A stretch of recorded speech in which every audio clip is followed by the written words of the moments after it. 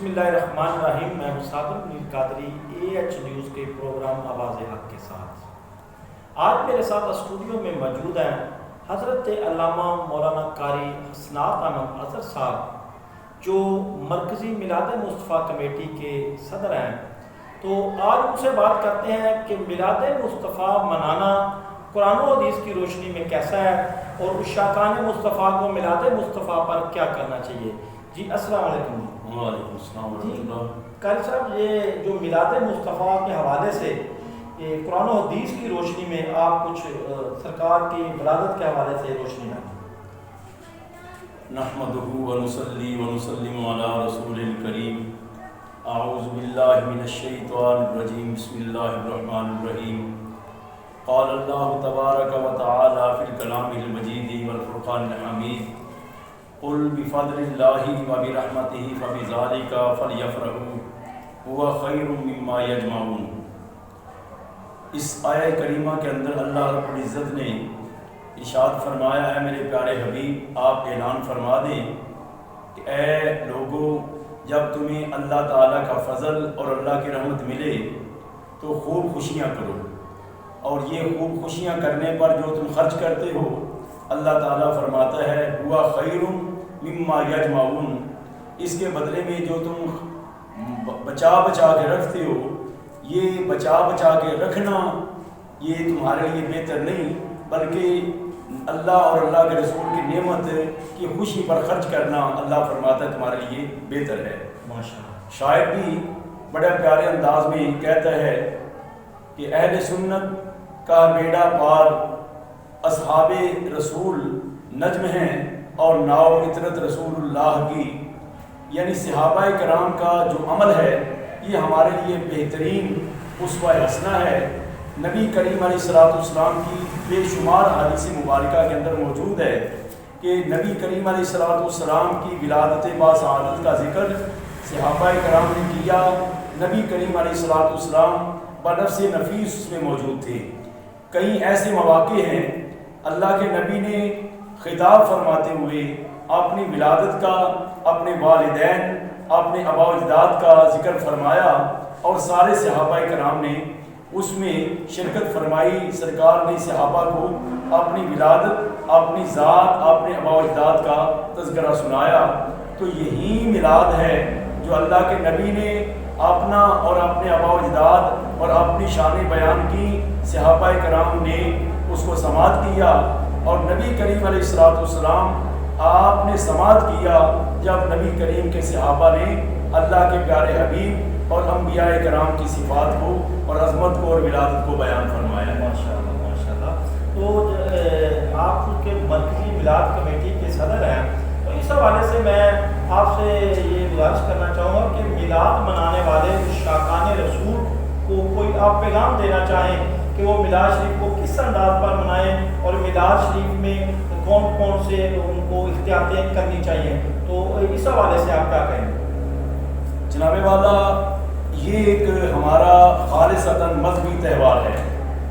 اللہ کے پیارے حبیب تاجدار کائنات علیہ السلام آپ آئے تھے تمام برائیوں کو ختم کرنے کے لیے، توحید کا علم بلند کرنے کے لیے اور تمام کی تمام برائیوں کا گلا کما کرنے کے لیے۔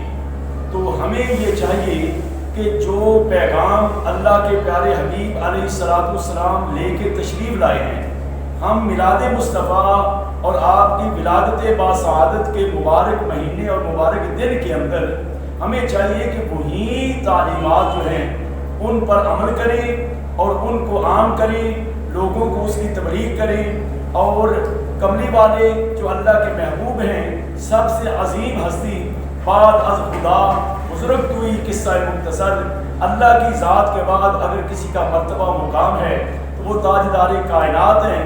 تو آپ کا میلاد منانا ایسا مبارک ہونا چاہیے کہ ہم آئیں، ہمیں پتہ ہو کہ مسجد میں جاتے ہیں تو باوضو جاتے ہیں، اسی طرح میلاد مصطفیٰ کی محفل میں اگر جائیں تو باوضو جائیں، آئیں تو اللہ کے پیارے حبیب کی ذات پہ درود و سلام کے ترانے گاتے ہوئے آئیں، تاکہ اللہ تبارک و تعالیٰ کے حبیب نے فرمایا ہے کہ قیامت کے دن سب سے زیادہ میرے قریب وہ ہوگا جو کثرت سے مجھ پہ درود پڑے گا۔ تو ہمیں ولادت مصطفیٰ کے موقع پر خواتین انہیں بھی چاہیے. ہاں میں یہ بھی عرض کرتا چلوں، اگر 11 ربیع الاول 11 اور 12 کی رات میں بہت سارے حضرات جو ہیں وہ الحمدللہ کملی والے کی ولادت با سعادت کی خوشی میں وہ بازار سجاتے ہیں، گلیاں سجاتے ہیں، ہماری مائیں اور بہنیں یہ وہ نظارہ دیکھنے کے لیے آتی ہیں، تو بہت سارے مقامات پر جو ہے وہ بے پردگی اور جو ہے وہ اخلاق ہوتا ہے مرد و زن کا جو اسلام میں حرام ہے.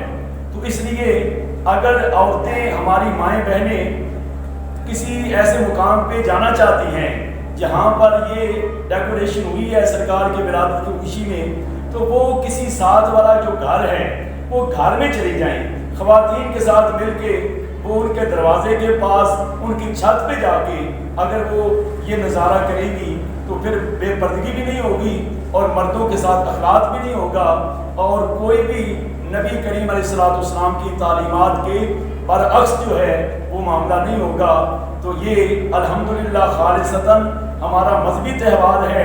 تو جس کو اللہ نے فرمایا ہے لَقَدْ مَنَّ اللَّهُ عَلَى الْمُؤْمِنِينَ إِذْ بَعَثَ فِيهِمْ رَسُولًا، اللہ نے فرمایا ہے کہ میں نے فقط مومنوں پر بہت بڑا احسان کیا ہے کہ انہیں اپنا پیارا حبیب عطا کیا ہے.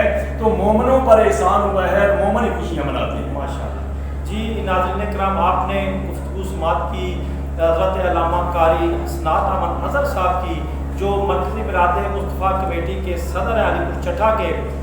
وہ آپ یہ پیغام دے رہے تھے کہ میلاد مصطفیٰ صلی اللہ علیہ وسلم کے سلسلہ میں گلیاں اور بازار جو سجائے گئے ہیں ان کو دیکھنے کے لیے خصوصی طور پر جب خواتین آتی ہیں اور بازاروں کی اس رونق کو دیکھتی ہیں تو اس میں وہ شریعت کے دائرے میں اگر رہ کر وہ ان بازاروں اور گلیوں کے اندر جا کر ان کو دیکھے گی، شریعت کے دائرے میں رہ کر پردے میں رہ کر وہ دیکھیں گی تو پھر وہ جائز ہے. لیکن اس کے علاوہ اگر پردے کا خیال نہ رکھتے ہوئے وہ بازار میں جائیں گی تو یہ حرام ہے اور ان کو ایسا نہیں کرنا چاہیے. اور تمام وہ حضرات جو اپنی ماؤں بہنوں اور بیٹیوں کو سجے ہوئے بازاروں کو دیکھنے کے لیے وہ لے کر آتے ہیں، انہیں چاہیے کہ خود بھی وہ اس بات کی احتیاط کریں اور اپنی خواتین کو پردے کے ساتھ لائیں. تو یہ سب کے لیے ایک بہترین عمل ہے. تو ناظرین کرام، آج کا پیغام یہی ہے کہ ہم قرآن و سنت کے مطابق میلاد شریف کے اس پورے پروگرام کو آرگنائز کریں. اللہ تعالیٰ آپ کا اور میرا حامی و ناصر ہو. اپنا خیال رکھیے گا. صابر میر قادری کو اجازت دیجیے. اللہ حافظ.